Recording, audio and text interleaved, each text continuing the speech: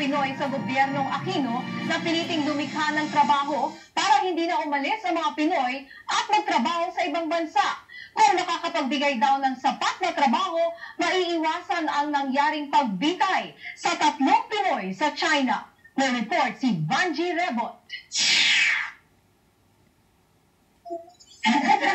Hanggang ngayon ay nakikidalamhati pa rin ang maraming Pinoy dito sa Sweden sa pagbitay kay Sally Ordinario Villanueva, Ramon Credo at Elizabeth Bintain.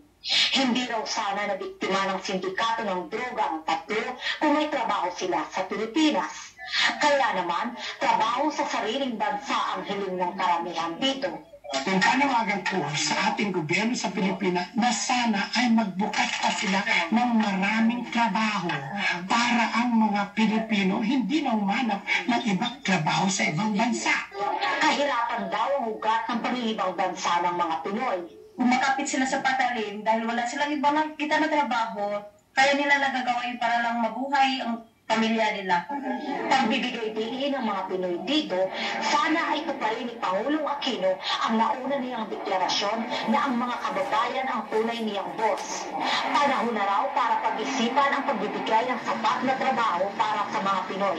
Para sa Balitang Europe, Vanji Rebot, Stockholm, Sweden.